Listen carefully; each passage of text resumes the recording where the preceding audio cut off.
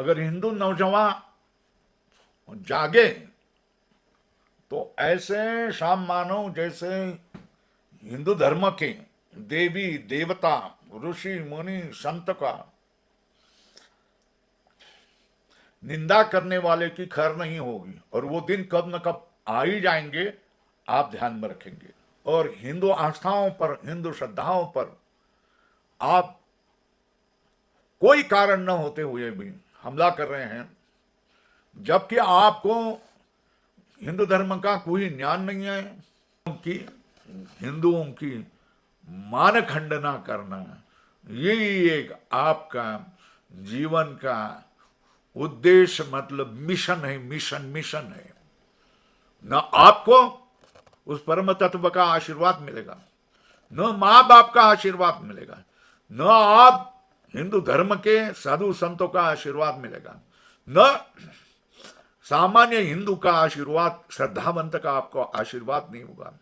आप बस त्रिशंकु जैसे ही, कटी पतंग जैसे ही भड़बड़ाते फटफड़ाते ही रहेंगे। बस इतना ही आपका भविष्य है।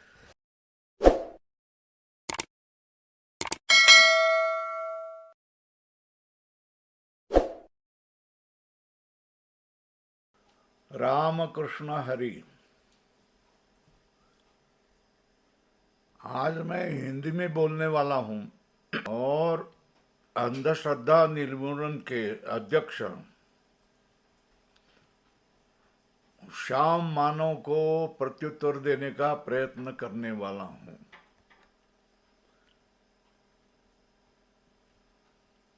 श्याम मानव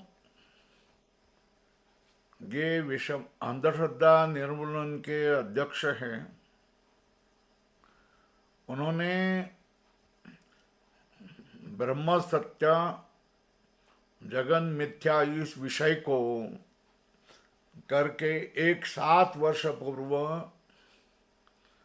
व्याख्यान दिया है, मगर वो क्लिप अथवा वह वीडियो आज भी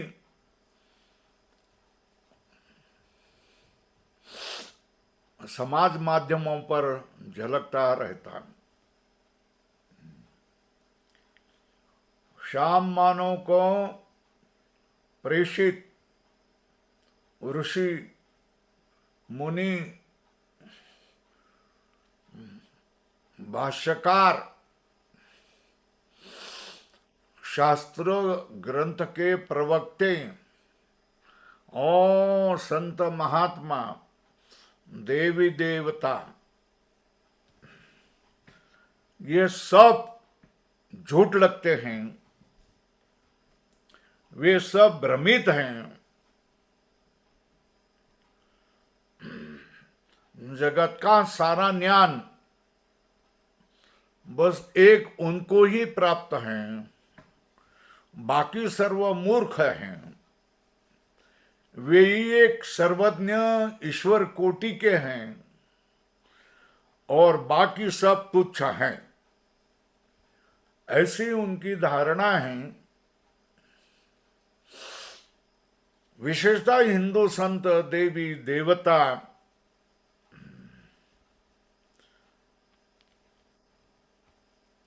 इनका विषय भारतीय संस्कृति, हिंदू संस्कृति, हिंदू आचार मूल्य, इसके बारे में अगर कोई विषय आ जाए तो उनकी जिह्वा मानो तलवार बन जाती है। इसका कारण यही है कि हिंदू ये सहिष्णु हैं। वो जो बातें बताते हैं, वो बातें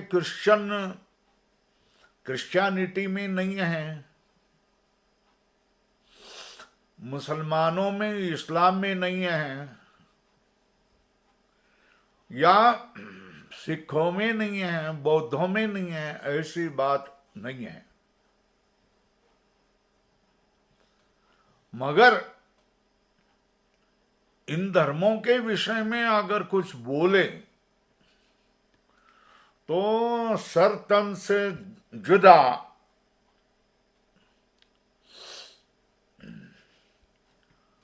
यही उनको डर लगता है।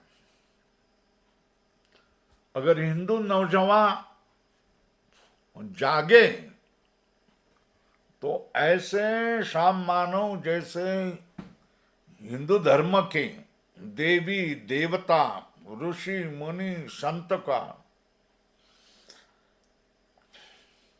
निंदा करने वाले की खैर नहीं होगी, और वो दिन कब न कब आ ही जाएंगे, आप ध्यान में रखेंगे। श्याम मानव स्वयं को विज्ञानवादी मानते हैं। विज्ञानवाद अलग है और विज्ञानवाद यह विज्ञान का तत्वज्ञान है। तो विज्ञानवाद अलग है और विज्ञान अलग है।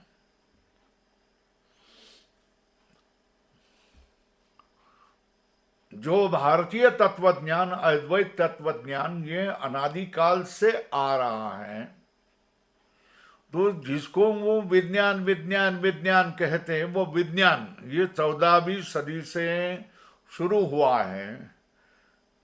इटली के गैलीलियो गैलीली, इन्होंने पृथ्वी गोल है न कि सपाट है, ये पहले बार कहा है। इस तरह का शास्त्रज्ञों की बात है, मगर वास्तव में हिंदू तत्वज्ञान में पृथ्वी गोल है, यह बहुत शताब्दियों से जाना जाता था। हिंदू लोग ग्रह को ग्रह गोल ही में कहते हैं। तो हिंदू को ये बात मालूम थी कि ये सब ग्रह गोल ही हैं।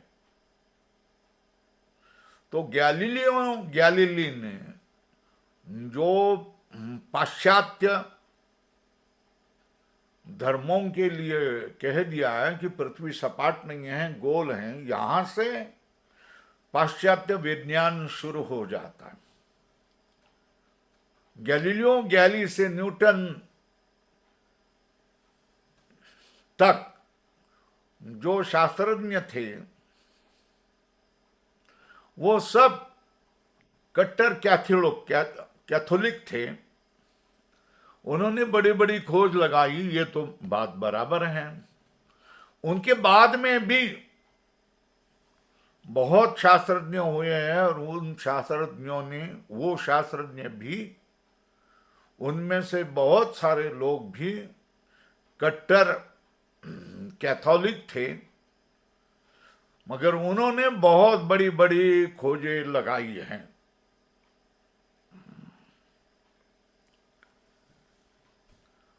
विज्ञानवाद और अध्यात्मवाद या धर्मवाद, इनमें कोई भी विरोध नहीं है। विरोध तब ही हो जाता है जब धर्म या आध्यात्मिक वाद विज्ञान के क्षेत्र में अतिक्रमण करता है, या विज्ञान धर्म के क्षेत्र में अतिक्रमण करे, तो विरोध होने वाला है। विरोध होगा ही। जब तक ये अपने विषय को पकड़ करके रखते हैं और एक दूसरे में अतिक्रमण नहीं करते हैं, तो उनमें विरोध होने की कोई जरूरत नहीं है। अगर विज्ञान का विषय हम लोग देख लेंगे, तो विज्ञान का विषय पंच ज्ञानेन्द्रिय जन्य ये भौतिक विषय ही है। उनकी पद्धति क्या है? वो तार्किक पद्धति है, तर्क चर्चा ही है। उसमें परीक्षण, संशोधन, प्रयोग, परीक्षण और निष्कर्ष, ये उनकी पद्धति है। मगर जो धार्मिक मंडलीय हैं, या भारतीय तत्वज्ञानवादी मंडली है या कोई भी जगत के धार्मिक लोग हैं, उनका विषय तो केवल परमात्म तत्व हैं और परमात्म तत्व के बारे में विचार हैं। उनकी पद्धति श्रद्धा से परमात्म तत्व का विचार करना है।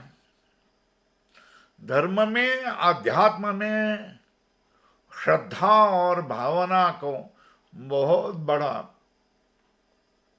महत्व है। वहां धर्म और तत्व ज्ञान ये धार्मिकों की हकदारी है। जब विज्ञान उत्पन्न नहीं हुआ था तब पश्चिम के देशों में और भारत के देशों में तत्वज्ञान को ही सारे लोग जानते थे। 14वीं सदी के बाद में ये विज्ञान की बात आई है।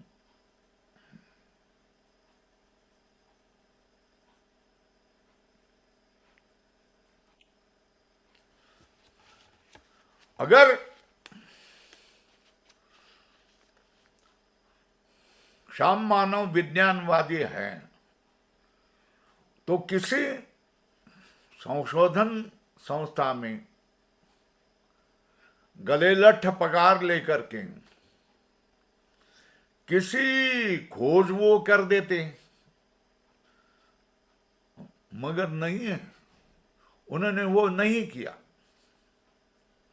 उनके मन में इतना विकार, इतनी विकृति,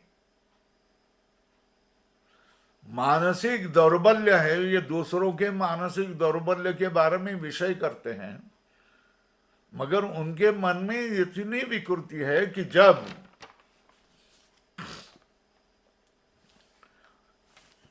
हिंदू धर्म, हिंदू तत्वज्ञान, हिंदू देव देवता, हिंदू संत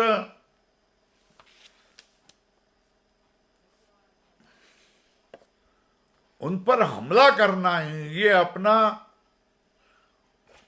जीवन का कर्तव्य उन्होंने माना है। उनके भाषणों से, उनके थिल्लर वचनों से हिंदुओं की भावनाएं आहत होती हैं। हिंदू अपने को असहज मानते हैं।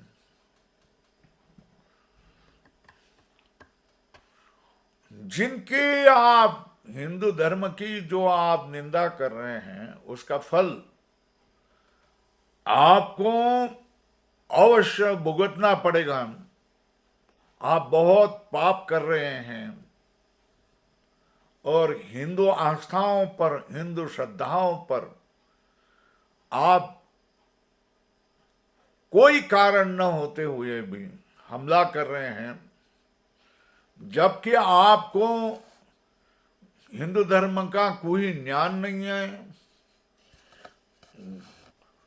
किसी का तुमने अध्ययन नहीं किया है। अब आप ही स्वयं कर रहे हैं। आपके नागपुर के घर में कीर्तन सप्ताह होता था। आपके माता पिता उस कीर्तनकारों की सेवा करते थे, बड़ी श्रद्धा से उनकी सेवा करते थे। अनेक 7 दिन में 7 कीर्तनकार, विद्वान कीर्तनकार आकर के प्रबोधन करते थे और सुनने वाले लोग भी श्रद्धा से गदगद होकर के चले जाते थे। मगर आप उन कीर्तनकारों पर जो व्यंग करते हैं, मटा मटा खाते, ऐसे शब्द आपने उतारे हैं, तो यह आपके मन की विकृति है। आप एक धर्मशील के धार्मिक परिवार के घर में पैदा हुए हुए कुलांगार है, कुलांगार।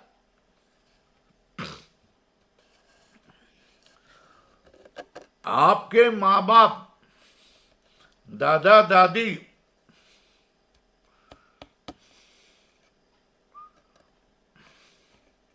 ये आपको श्राप देते होंगे। आप जैसे नास्तिक को कितने श्राप देते होंगे, इसका मैं कल्पना भी, इसका मैं विचार भी नहीं कर सकता हूं। आपकी औपचारिक पढ़ाई बहुत हो गई होगी, डॉक्टर हो गए, इंजीनियर हो गए, मुझे मालूम नहीं। आप ओशो जैसे तत्वज्ञानी के पास रहे भी होंगे, मगर आपने धर्मशास्त्र पढ़े नहीं है, वेदांत पढ़ा नहीं है, हिंदू धर्म के ग्रंथ पढ़े नहीं है। इतना ही नहीं है, किसी भी धर्म के मूल तत्व आपने पढ़े नहीं हैं, और ये पढ़े बिना ही, मगर फिर भी आपका अहंकार इतने उच्च कोटि का है कि जैसे कि जगत के सारे धर्म, सारे तत्वज्ञान आपने पढ़ करके पचा लिए हैं। हो जाने दो। अब मुद्दे पर उस व्याख्यान में विषय है ब्रह्म सत्या जगन मिथ्या। इस व्याख्यान में जो मुद्दे आपने उठाए हैं उसके बारे में हम लोग चर्चा करेंगे। जगत गुरु शंकराचार्य ये वेद के वेदांत भाग के भाष्यकार हैं, और इन्होंने उनके सारे भाष्य का सार करके एक वाक्य कहा है, ब्रह्म सत्यम जगन मिथ्या जीवो ब्रह्म व ना परः। अर्थात ब्रह्म ही सत्य है, ये जगत है मिथ्या है, जीव ये ब्रह्म ही है, और ब्रह्म के बिना अलग कोई भी नहीं है। ये उनका सूत्र रूप से कहना है।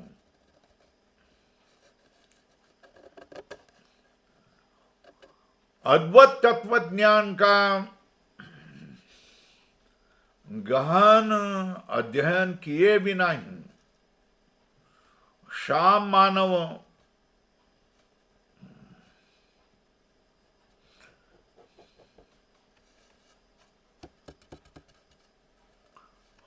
अद्वैत तत्वज्ञान का गहन अध्ययन किए बिना ही शाम मानव उस अद्वैत तत्वज्ञान की खिल्ली उड़ा रहे हैं।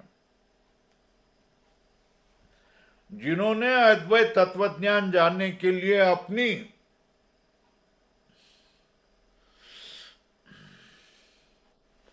सारी आयु समाप्त किए, समर्पण किए हैं, उन सब मनुष्यों को आप 10 मिनट में एक झूठी बकवास करके आप उड़ा रहे हैं। ये आपका अद्भुत साहस है। आप कहते हैं जो भी कोई वस्तु दिखते हैं तत्वज्ञान से वो है, और वो झूठी कैसे, मैं मेरे आंख से देख रहा हूं। तो वेदांत में तीन सत्ताएं मानी गई हैं। एक पारमार्थिक सत्ता, एक व्यावहारिक सत्ता, और एक प्रातिभाषिक सत्ता। ये अज्ञान काल में ही होते। ज्ञान के मुक्ति के अधिकारी लोग केवल और केवल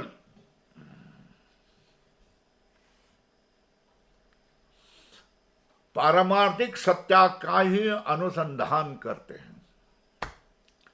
व्यावहारिक सत्य के बारे में तो एक बालक भी जानता है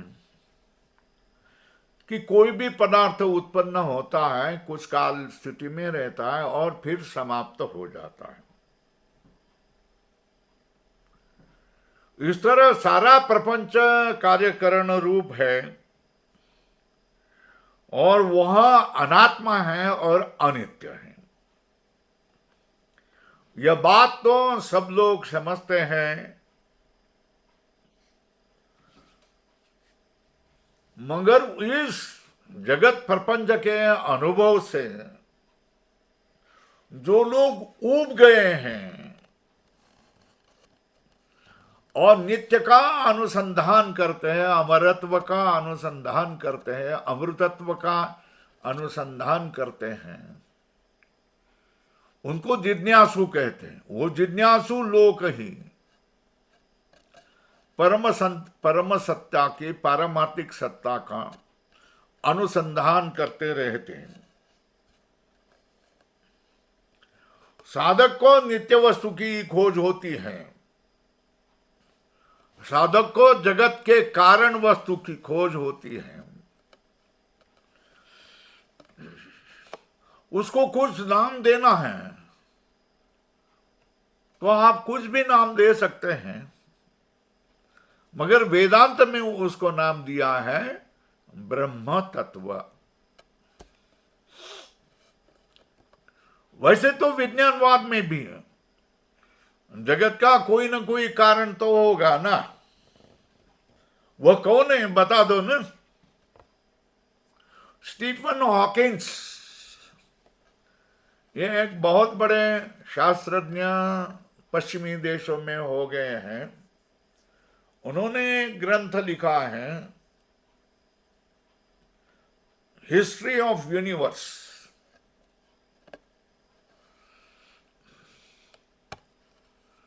इस पुस्तक में सारे ब्रह्मांड के बारे में विचार किया है।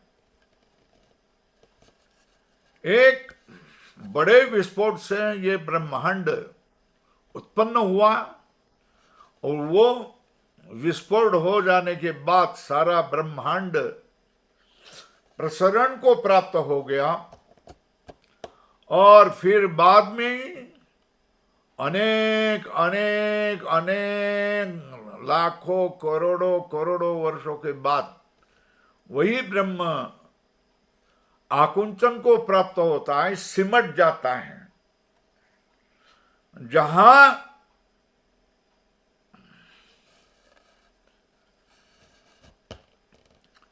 परमाकुंचन होता है वहां इस जगत का आकार मान शून्य हो जाता है। वहां जगत नहीं होता है, एक अनंत शक्ति अनंत ऊर्जाई होती है। अब बोलो ना, वैज्ञानिकों ने इसको क्या नाम दिया है वो बताओ, समझाओ हमको। हम लोग इस अवस्था को ब्रह्म कहते हैं।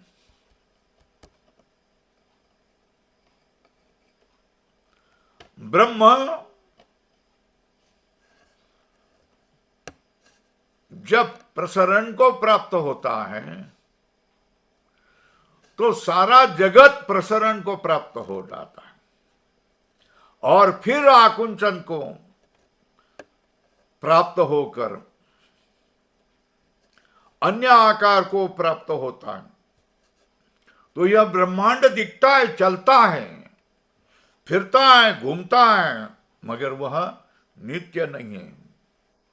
उसमें उत्पत्ति और विनाश, स्थिति उत्पत्ति स्थिति विनाश, उत्पत्ति स्थिति विनाश, यह हमेशा ही चलता है। वो विकार वाला है, वो अनित्य है। इस तरह शास्त्रज्ञ भी बोलते हैं और हम अद्वैतवादी तो वैसा ही मानते हैं।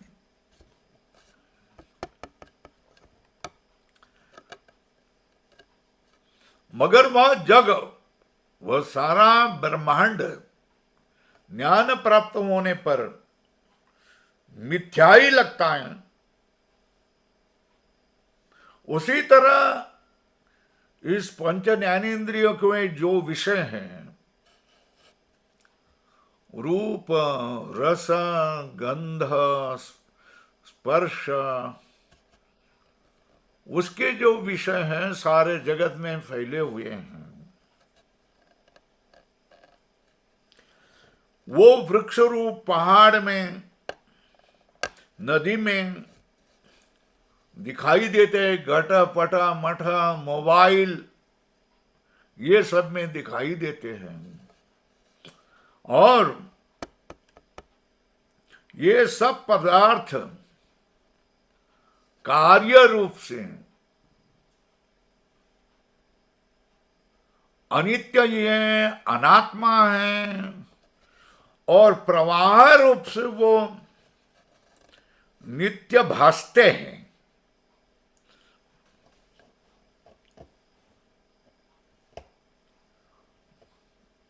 उसको नष्ट करने की, ये प्रवाह को नष्ट करने की ताकत किसी में नहीं है। हां, विचार से, चिंतन से वे उस सारे पदार्थ पर ज्ञानी लोग अनिर्वचनीय, मतलब सत्य रूप से कह नहीं सकते, असत्य रूप से कह नहीं सकते हैं, सत्य असत्य दोनों रूप से नहीं कह सकते हैं, इसलिए अनिर्वचनीय कहते हैं। और जो पहुंचे हुए ज्ञानी लोग हैं तो उसको तो मिथ्या ही मानते हैं।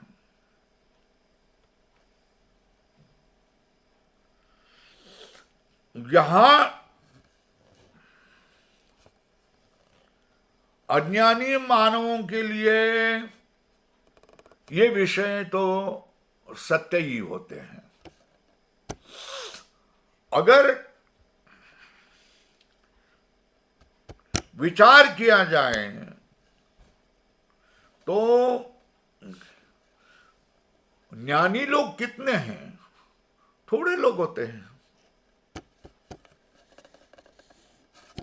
मगर पामर, विषयी, अज्ञानी लोग तो अनगिनत होते हैं। मगर तत्वज्ञान के विषय में अज्ञानी लोग क्या कहते हैं, क्या मानते हैं, इसका विचार ही नहीं होता है। केवल जो ज्ञानी लोग हैं, तत्वदर्शी लोग हैं, जिन्होंने साक्षात्कारी लोग हैं, ऐसे ही लोगों के मत का विचार होता है। तत्वदर्शी लोग उनको मिथ्या मानते हैं, मगर आप तो उनको क्या करते हैं, ब्रह्म ही मान रहे हैं। जैसे मृगजल का भ्रम होता है, वैसा ही ये भी भ्रम है। उसको आप अंग्रेजी में नाम दिए, हेलुसिनेशन करके नाम दिए हैं।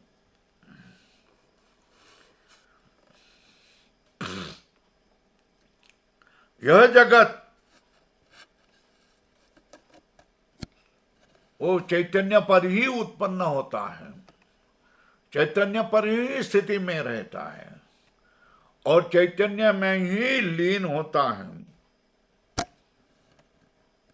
इसलिए चैतन्य जो ब्रह्म है, जिसका नाम रखा है, वो सत्य होता है। और ये जो विश्व अनादि भासता है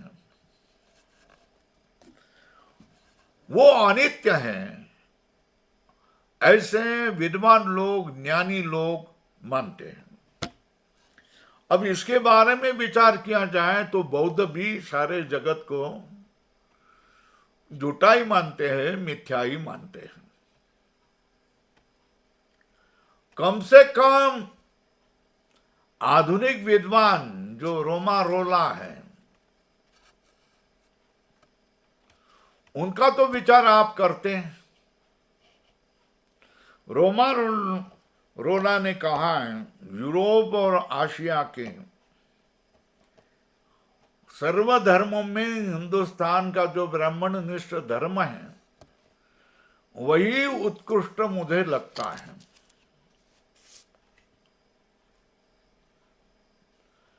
इसका मतलब ये नहीं है कि बाकी धर्म पर टीका करना, उसमें दोष देखना, इसके लिए मुझे कोई कारण नहीं दिखाई दे रहा।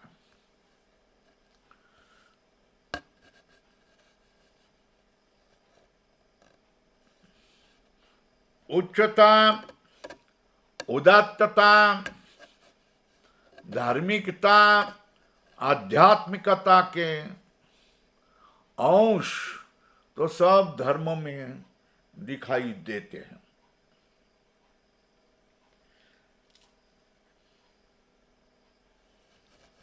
मगर सर्वधर्म कल्पनाओं से मुझे ब्रह्म की कल्पना ही स्वीकारने योग्य लगती है, मेरे मन को भाती है।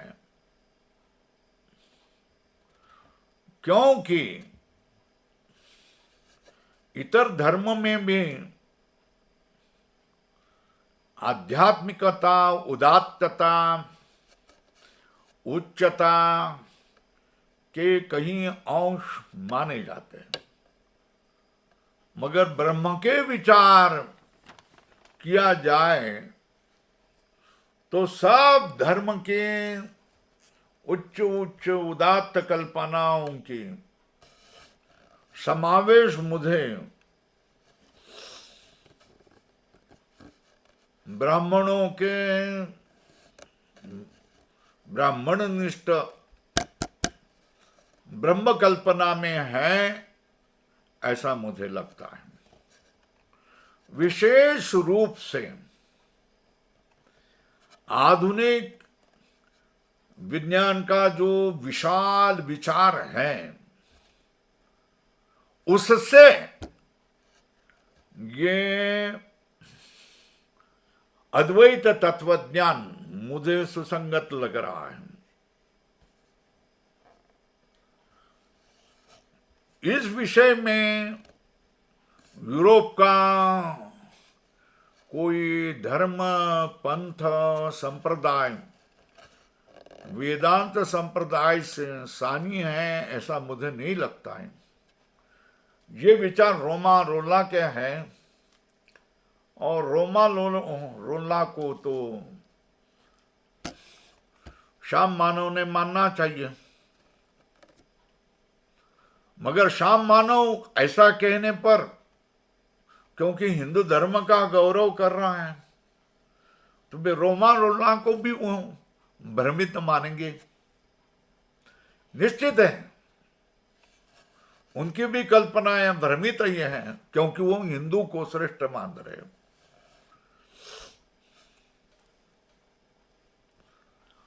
कुमार सप्तर्षि और शंकराचार्य के शास्त्रार्थ के बारे में अपने तारे तोड़े हैं। अरे कुमार सप्तर्षि या MBBS डॉक्टर हैं, डॉक्टर के बारे में, मेडिकल साइंस के बारे में, वैद्यकीय विज्ञान के बारे में कुछ पूछे तो वो चर्चा कर सकते हैं ना। कुमार सप्तर्षि ने वेदांत तत्वज्ञान का, अद्वैत तत्वज्ञान का अध्ययन किया नहीं था, और शंकराचार्य ये अद्वैत तत्वज्ञान के विद्वान थे। तो यहां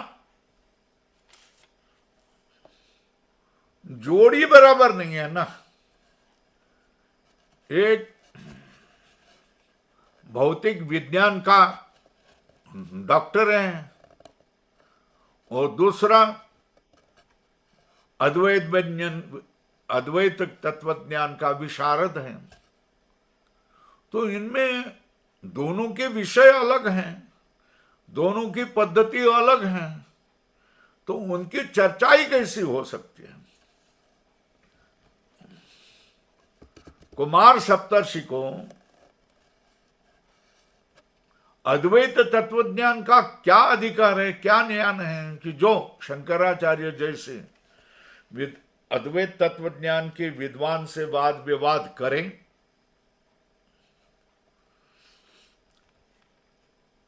नहीं है। मगर फिर भी श्याम मानव ने थिल्लरता से ये उदाहरण भी घुसेड़ दिया।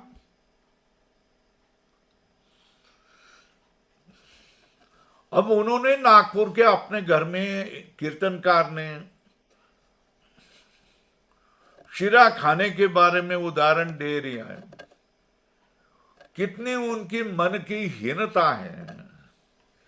एक विद्वान को मटक मटक करके शीरा खा रहे हैं, ऐसे कह रहे हैं।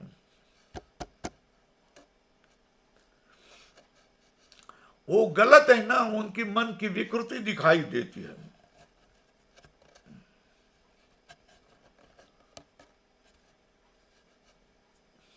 अब ज्ञान हुआ ना, तो आप जिंदा कैसे? मतलब अद्वैत ज्ञान हो गया तो फिर मरना चाहिए।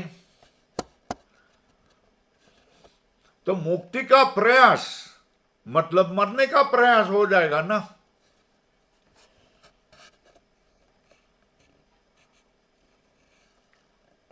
ये बातें जब अद्वैत तत्वज्ञान को हम पढ़े नहीं हैं तभी वैसा ही हो गया। अरे भाई, अद्वैत तत्वज्ञान से कैवल्य मुक्ति होती है। कैवल्य मुक्ति के पहले कई साल तक के पहले गुरु के सानिध्य में रहने से उसको अद्वैत तत्वज्ञान होता है। उस अद्वैत तत्वज्ञान होते ही मैं ब्रह्म तत्व हूं, इस तरह उसको साक्षात्कार होता है। ये ज्ञान हुआ, साक्षात्कार हो गया, फिर भी उसकी जीवन नैया जारी है। ये कैसे? तो अद्वैत विदेह मुक्ति, कैवल्य मुक्ति हो जाना और ज्ञान या साक्षात्कार होना, इसके बीच में जीवन मुक्ति नाम की अवस्था वेदांत ने मानी है, भाष्य में मानी है। तो जीवन मुक्ति काल में वो सारे व्यवहार करते हुए दिखाई देता है। हालांकि उसने ज्ञान प्राप्त किया है, साक्षात्कार किया है, फिर भी उसका देह उसके प्रारब्ध समाप्त न होने के कारण होता ही है, देह चलता ही है। उस समय ज्ञान ही प्राप्त हो गया, संसार मिथ्या प्राप्त हो गया, मैं ब्रह्म हूं ये ज्ञान भी हो गया, वो होता है। फिर भी उसको खाना पीना ये सब करता हुआ दूसरों को दिखाई देता है, मगर वो स्वयं के लिए तो मैं ब्रह्म हूं, मैं ब्रह्म हूं, ऐसा ही उसका निश्चय हो।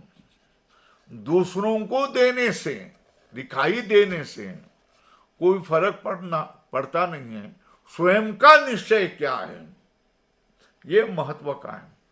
स्वयं का निश्चय ये वेदांत प्रमाण से, वेद प्रमाण से, विचार से, श्रवण मनन निधि ध्यान से, न्यासन से वह होता है। और वो सत्य निश्चय ही उसका होता है। तो उसको भ्रमित कहना ये शाम मानव की मिथ्या धारणाएं हैं।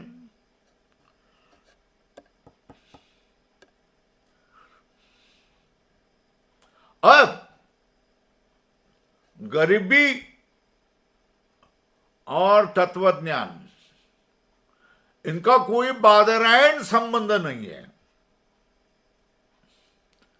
गरीबी और तत्वज्ञान से क्या संबंध है बताओ जी? कोई संबंध नहीं है। वो कहते हैं कि भारतीयों ने अद्वैत तत्वज्ञान धारण किया है, इसलिए भारत में गरीबी आई है। ये नीरी बकवास है, बिल्कुल झूठ है। अब कैसा ये मैं दिखाई देता हूं।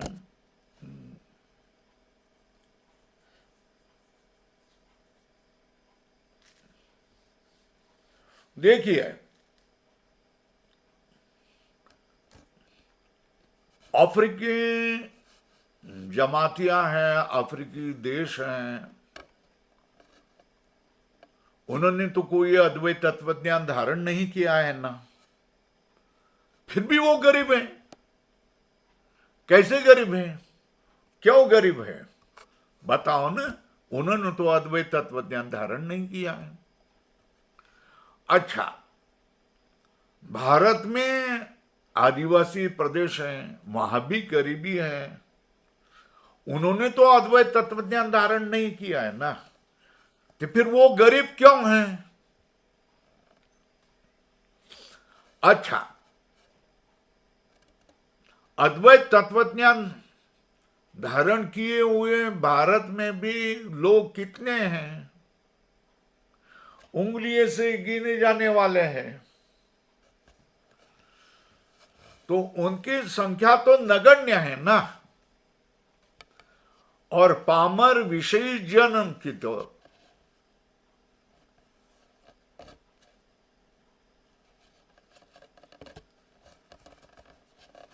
90% से ज्यादा लोग तो पामर और विषयी हैं। उनको इस ब्रह्म तत्व ज्ञान से कोई लेना देना नहीं होता है। तो अगर उन्होंने ब्रह्म तत्व ज्ञान जाना ही नहीं है तो उनके पास गरीबी क्यों आई है? उनमें भी तो गरीबी है ना। वो गरीबी क्यों आई? अफ्रीका देश में जो ब्रह्म तत्व ज्ञान जानते नहीं, उनकी गरीबी क्यों है? मुसलमान देशों में जो गरीबी है वो क्यों है?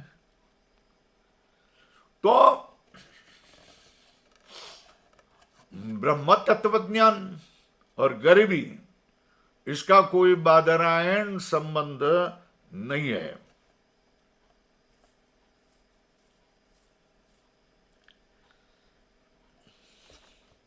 उन्होंने कहा है, पुष्य भारत में कभी तो सोने की चिड़िया उड़ती थी।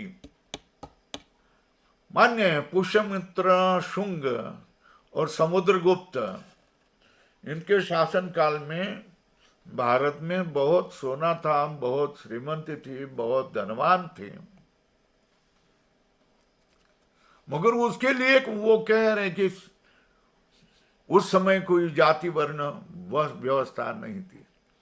अरे हमारी मान्यता है कि जाति वर्ण व्यवस्था ये अनादिकाल से आ रही है, उसको कोई किसी ने उत्पन्न किया नहीं है, उसका कोई कारण नहीं है, वो तो पहले से ही ऐसे ही आ रही है।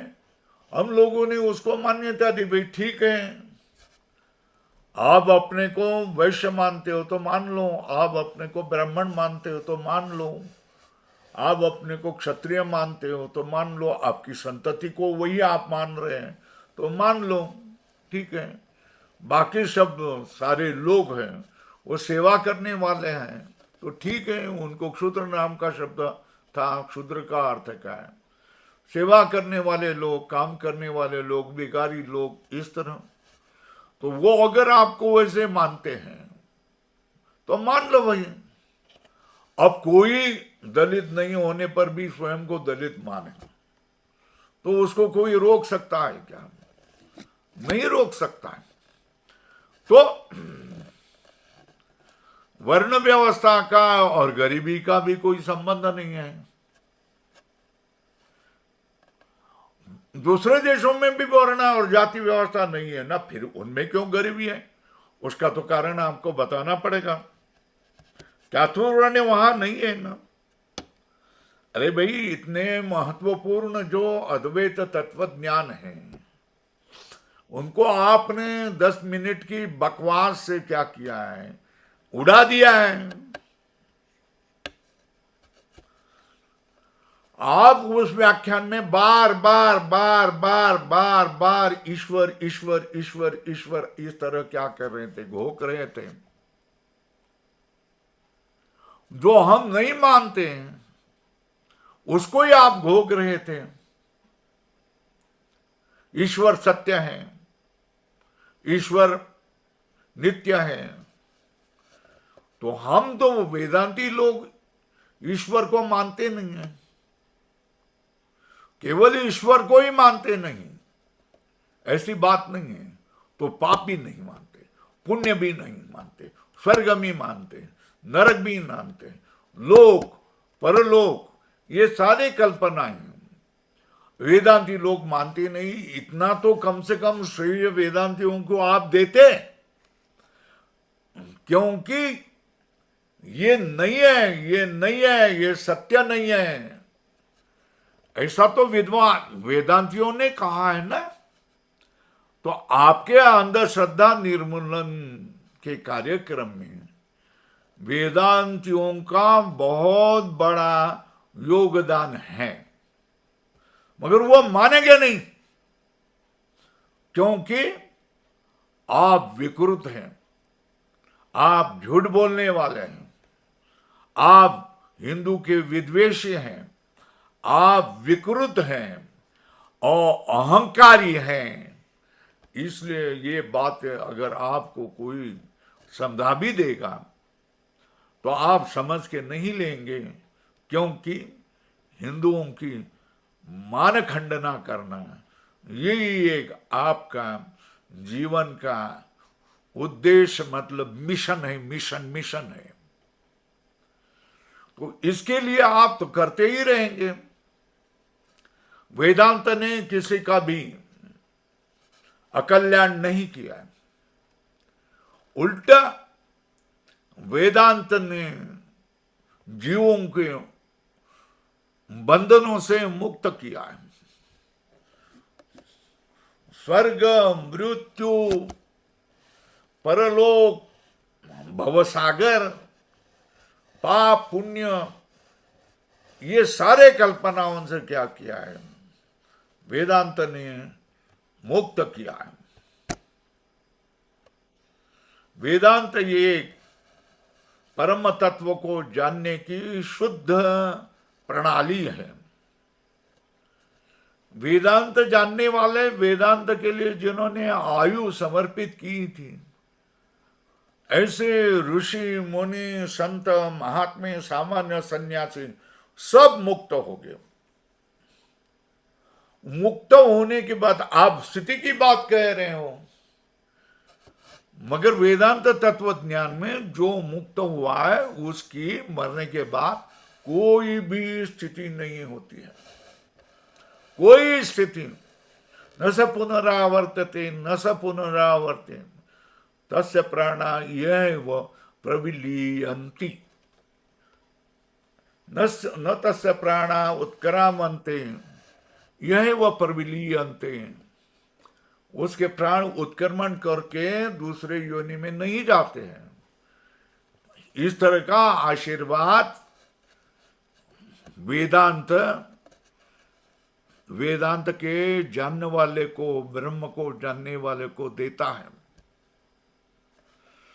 मरने के बाद वेदांती न स्वर्ग में जाता है, न मृत्यु लोक में जाता है, न उसको मरण का भय होता है, न उनको पुनरपि जननम पुनरपि मरणम, ये भी कुछ भी उसको नहीं होता है। मगर इतने ये सब का विवरण आप करते हैं इस विवरण को आप बोलते हैं तो जो नौजवान हैं उनके मन में अपने धर्म के बारे में विद्वेष नहीं आता, उनके मन में अपने धर्म के बारे में संशय नहीं पैदा होता। मगर आपके जीवन का मिशन है कि हिंदू के नौजवानों में संशय उत्पन्न करना, नास्तिकता उत्पन्न करना, यही आपका जीवन का उद्देश्य है। इसलिए जहां मौका मिल जाए वहां आप हिंदू मान्यताओं को डसते हैं, ध्वंस करते हैं, मान खंडना करते हैं। और इसके लिए पापी दुर्जन का आपका जन्म हुआ है और इसके लिए आपके परदादा परदादी, दादा दादी, माँ बाप, इन सबको खेद है। वो बहुत दुखी हैं, असमाधानी हैं। ये मेरा वचन नहीं है, ये आपके कुल में होने वाले पूर्वजों का ये मत आपके बारे में होगा। न आपको उस परम तत्व का आशीर्वाद मिलेगा, न माँ बाप का आशीर्वाद मिलेगा, न आप हिंदू धर्म के साधु संतों का आशीर्वाद मिलेगा, न सामान्य हिंदू का आशीर्वाद, श्रद्धावंत का आपको आशीर्वाद नहीं होगा। आप बस त्रिशंकु जैसे ही, कटी पतंग जैसे ही भड़बड़ाते फड़फड़ाते ही रहेंगे। बस इतना ही आपका भविष्य है। आज कुछ लोग भटके हुए, कुछ लोग आपके पीछे हैं, आपके सब्सक्राइबर ज्यादा दिखाई दे रहे हैं। हिंदू के बारे में जो कोई विरोधी बोलेगा उसके सब्सक्राइबर ज्यादा से ज्यादा हो जाते हैं। कोई विचित्र बात बोलेगा तो उसके पीछे उसके सब्सक्राइबर ज्यादा हो जाते हैं। टीका टिप्पणी करना, एक दूसरे पर विद्वेष करना, ऐसी जब बातें आ जाती हैं उसको ही क्या हो जाता है, समाज में मान्यता देते हैं। एकत्व के लिए, सब मन के एकत्व के लिए जो प्रयत्न करेगा उसके लिए उसके पीछे कौन नहीं जाता है, कोई भी नहीं जाता है। एकत्व नहीं, लोगों को अच्छा नहीं लगता है। एकत्व वो ज्ञानी को ही अच्छा लगता है, विषय और पामर को तंटे बखेड़े, निंदा, नालस्ती, शिव्या, ऐसी बात उन लोगों के अच्छे लगते हैं। और ऐसे ही लोग आपके पीछे इकट्ठे हो गए, उनको ही आप लोग इकट्ठा कर रहा है।